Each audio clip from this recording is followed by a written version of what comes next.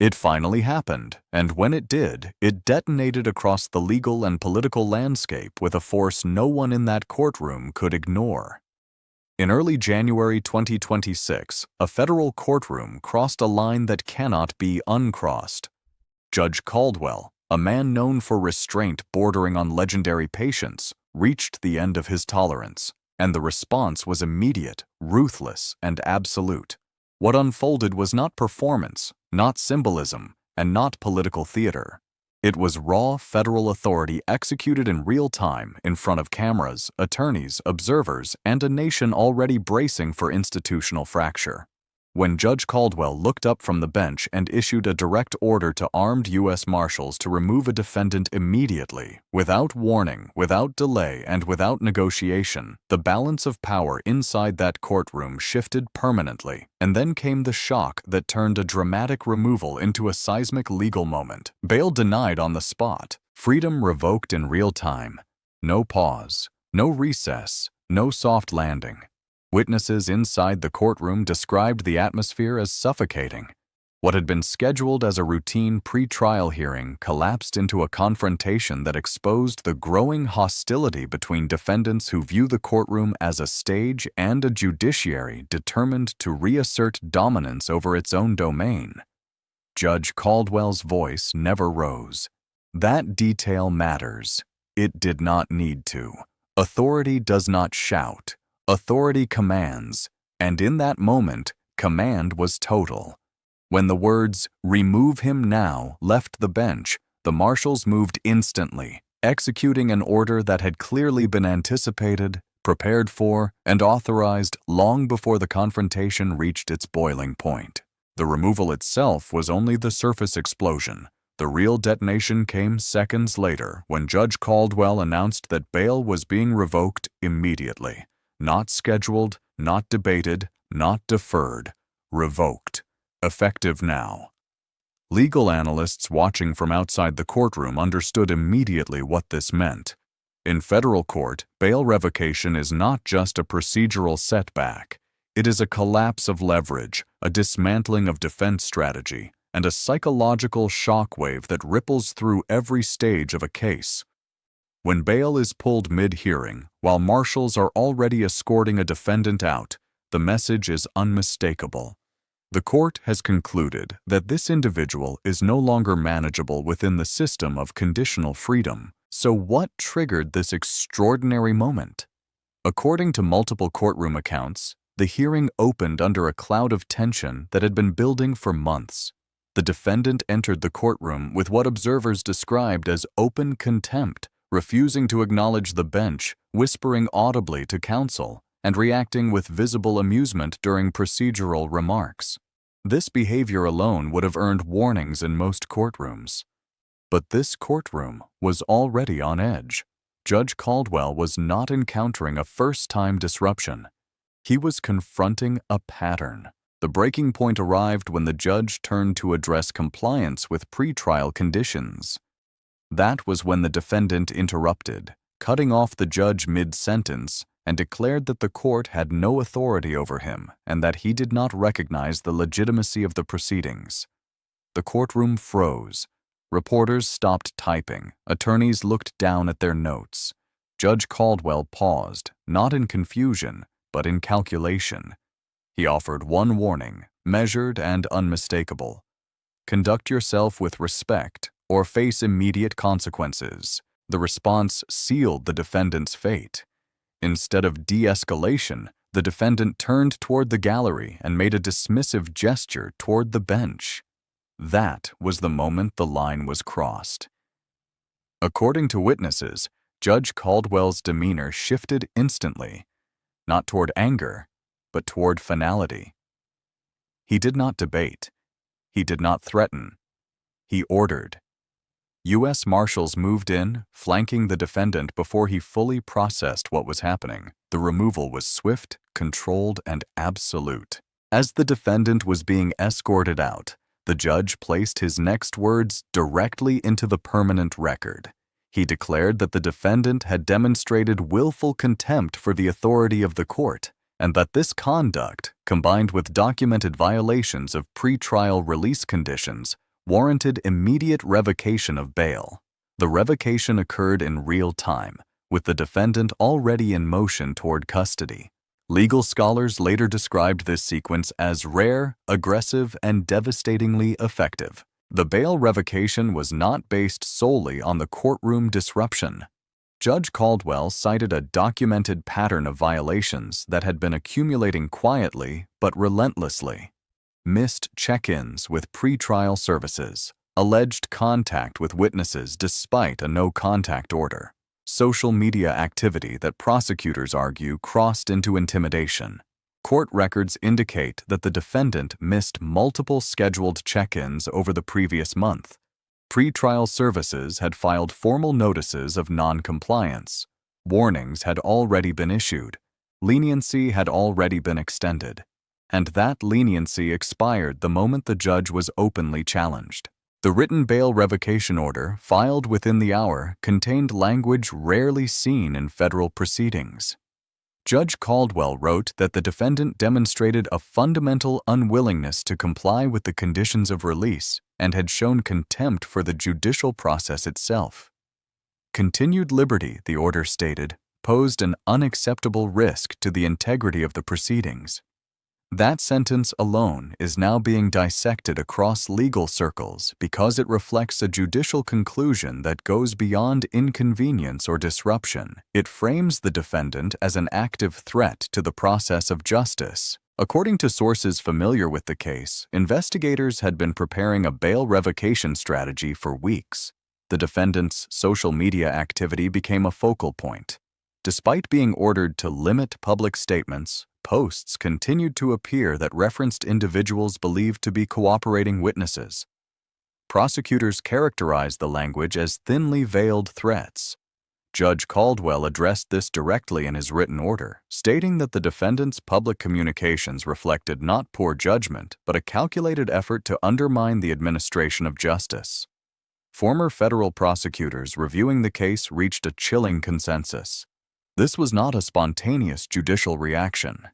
This was a prepared response waiting for its trigger. Now pause here, because this is where the story turns from one courtroom confrontation into a national signal. Do you believe Judge Caldwell acted correctly by drawing such a hard line? Or do you think this kind of decisive authority risks escalating tensions between courts and politically charged defendants? Drop your answer in the comments right now because this question goes far beyond this single case. To understand why Judge Caldwell's decision landed with such force, you have to look at the months leading up to this moment. Tensions had been escalating steadily. In an earlier hearing, the defendant openly questioned the court's jurisdiction to impose any pretrial conditions at all. The claim was legally baseless, and Judge Caldwell dismissed it on the record, but not without issuing a warning. Patience, the judge stated, should not be mistaken for weakness. Latitude was being granted. That latitude could be withdrawn.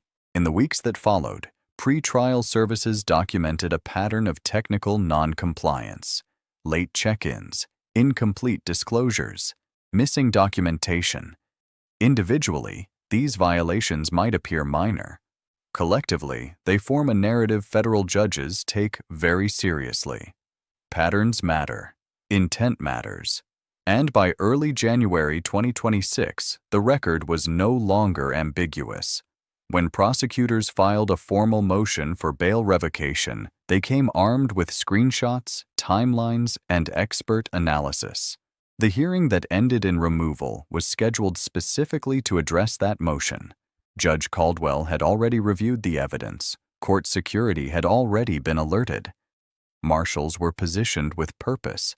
What the defendant failed to understand was that the courtroom was no longer neutral ground.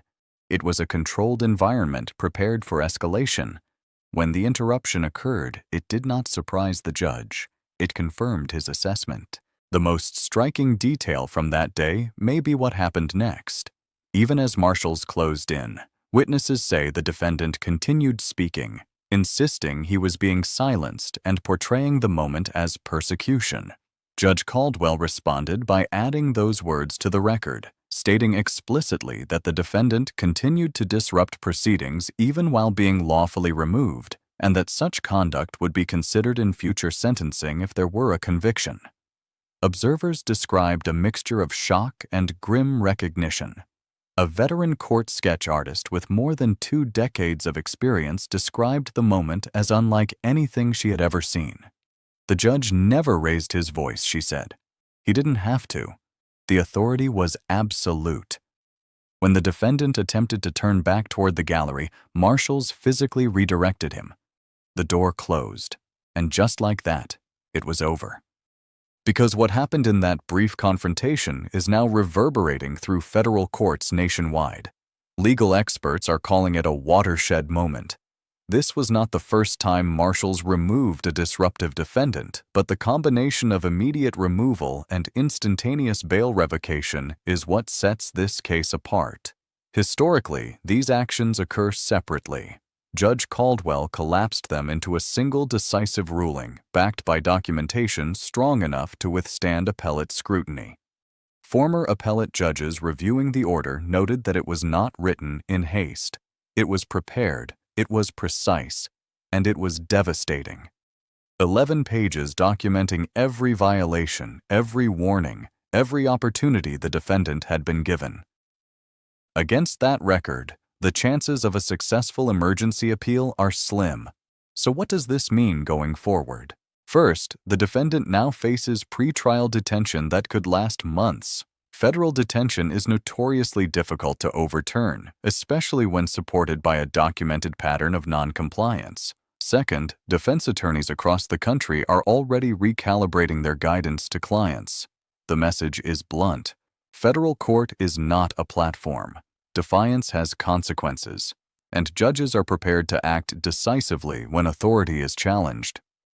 Third, this case alters the strategic calculus for defendants who view courtroom disruption as a form of political expression. Judge Caldwell's response demonstrates the cost of that strategy. A moment of defiance can result in months of confinement. The risk is no longer theoretical.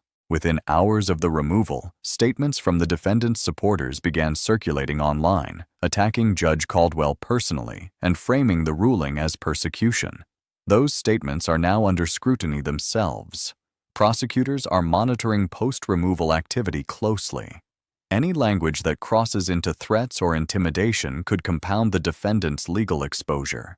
Legal analysts warn that attacking the judge's legitimacy in the wake of a bail revocation only strengthens the government's argument that the defendant cannot be trusted with conditional freedom. This case is no longer just about one defendant. It is about the rule of law under stress. It is about whether courts can function when authority is openly challenged and compliance is treated as optional.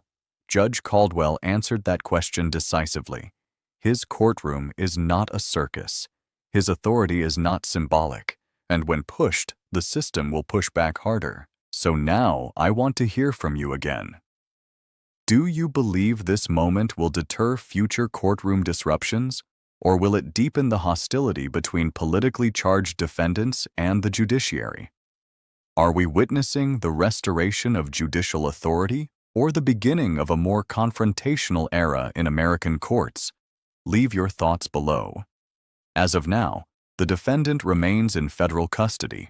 An emergency appeal is expected within the next day. Prosecutors are weighing additional motions. The trial remains scheduled, but the dynamics have changed completely. Preparation from custody is harder. Optics are worse. Leverage is gone. This story is far from over. The appeal will test the strength of the record.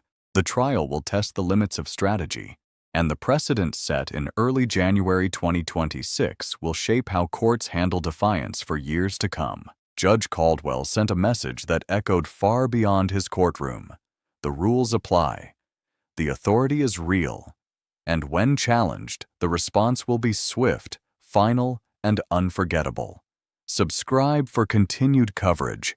Turn on notifications. I will be tracking every development, every filing, and every escalation as this case moves forward. This is not just another legal story. This is the system under pressure, and the pressure is only increasing.